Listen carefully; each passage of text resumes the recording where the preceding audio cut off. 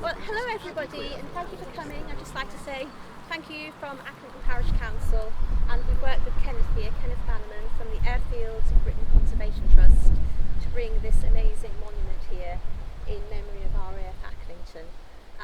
We've been working on it for a couple of years now, and it's wonderful that we've been able to do this, at the 80th anniversary of the E-Day being so close. So thank you, Kenneth, and I'll hand over to you now. Thanks, Sharon, and thank you, and of course you too as well, Gavin, for all your greatly appreciated help. Really, thank you very much. First of all, I'll hand over to Linda Hammond, who would like to say some words too. Thank you. Hello everybody.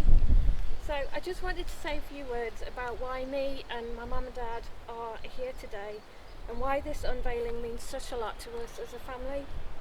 My dad was actually stationed at RAF Acklington on two separate occasions from 1967 to 1969 when he worked on the jet prophecies of 6th Flying Training School, and again from 1974 to 1975 when he worked on the Whirlwind and Sea King helicopters that laid out 202 Search and Rescue Squadron, until the RAF handed the remaining of the site over to the prison service and the squadron moved to Bournemouth. For a period during my dad's second posting at Acklington, we as a family shared the married quarters with the prison officers who were working at the newly opened HMP Acklington. And 34 years later, in 2008, my life came full circle when I joined the prison service as an administrator and started work at HMP YOI Castlington. I know I speak for my dad when he says he has very happy memories of working in the hangar where our tailor's workshop is now located, and of his time at RAF Acklington as a whole. And this is one of the reasons why today is very special for us. I must admit that I was very concerned when HMP YOA Castlington and HMP Acklington merged and became HMP Northumberland, that the history of the site as former RFC Southfield, RAF Southfield and RAF Acklington would gradually be forgotten. But with the placing of this marker, we as a family are very happy that this now won't be the case. So thank you to the Airfields of Britain Conservation Trust, our director Vicky, Gav and everybody else who's been so involved in this. We're very grateful.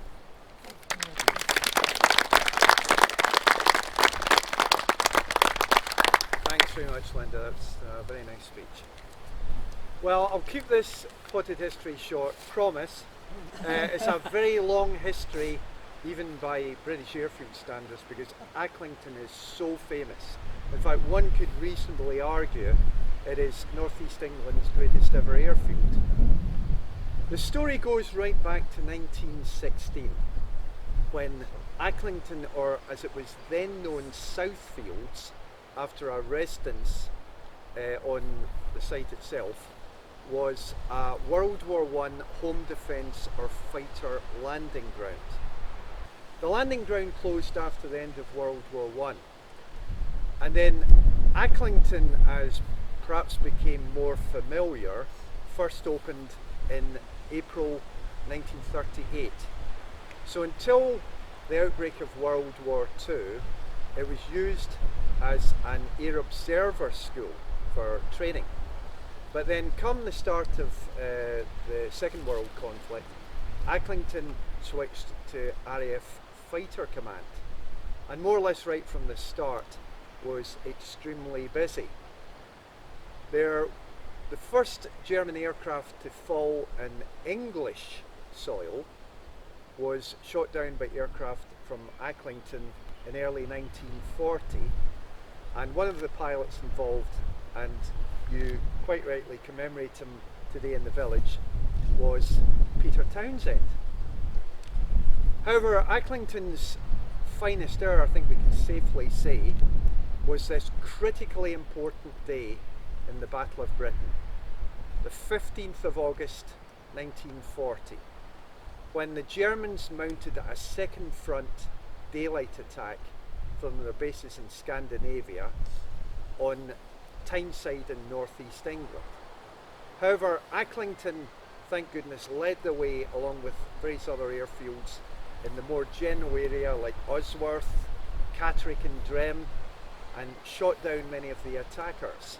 And this was a really important day because after that the Luftwaffe had never dared to attack this general part of England in daylight. Meanwhile, Acklington itself thankfully hardly suffered at all from bombing, although there were a few scares along the way in World War II. It remained a fighter airfield pretty much throughout World War II, except towards the end, when it was out of action for a few months for major reconstruction. But there were many day and night fighter squadrons based here until the summer of 1944. After that, once the airfield came back into play, for the next 25 years or so, Acklington continued to show its versatility by holding a mixture of piston jet engine fighter squadrons. There was also notably the Armament Practice Station, which was a very important unit based here for 10 years after World War II to do with air firing practice. Many RAF squadrons would come here for short detachments for specialised training. Then there was flank training in the 1960s, and then last but far from least, not forgetting very important search and rescue helicopter use from 1957. Now, why I mention the helicopters, they played a major part in the gradual rundown of this airfield. To this day, and I'm not being remotely critical here when it comes to historical research, let's say, but Acklington has a rather complicated rundown history as to when it actually closed. So without actually going through all the details there, the rundown really began in 1969, and of course the prisons emerged, and then not forgetting the open cast mining. So eventually Acklington became what one might describe as an enclave, but it was still an RAF station. So why I mention that without actually going into all the technical detail is that you will see through our very deep level research, we found the exact day in 1975 when Acklington closed. But the slight confusion is that the search and rescue helicopter detachment didn't actually move to Boomer until a couple of days later, not least taking with them the squadron mallard duck mascots apart from anything else. So this is the kind of research we do. But there have been a lot of developments at Acklington ever since then. For my part, I was first here certainly during the 1980s.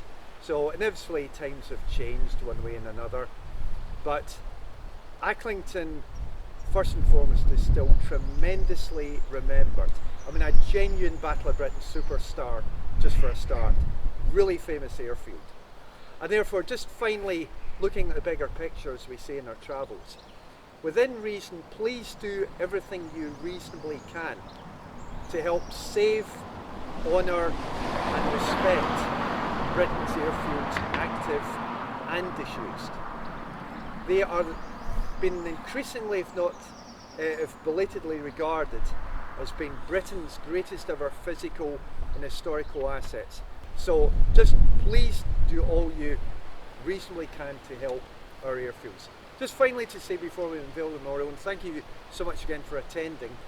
Therefore, without further ado, the four of us here are absolutely delighted to be able to unveil this latest memorial to yet another of our top physical and historical assets in Britain.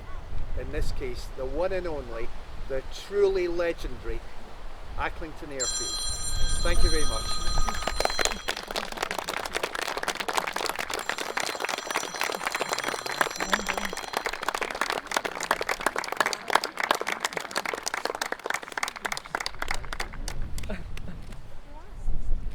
So I'll just conclude now by again saying thank you to Kenneth and the other trustees that are here today.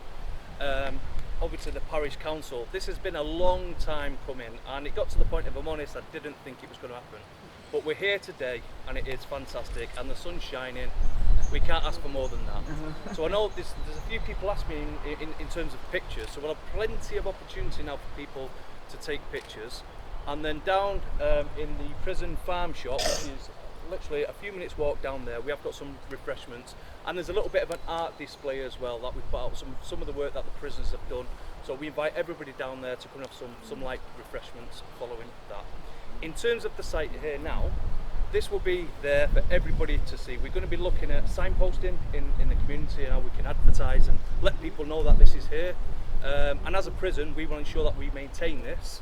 The grounds around the prison, the chaps at the back there are current serving prisoners at HMP Northumberland that are out to date on licence. They've made this what it is, so gents, thanks very much. So I'd like to think we'll get some flower beds around, we'll put a flagpole up, but it'll look stunning and here for years to come. So thanks again. Yeah. Thank you. Can we get a group picture, is that okay? Group picture. Everybody gather around. Try. I'll go at the top of the road. Make the bus. Right, ready, 1, 2, 3, smile.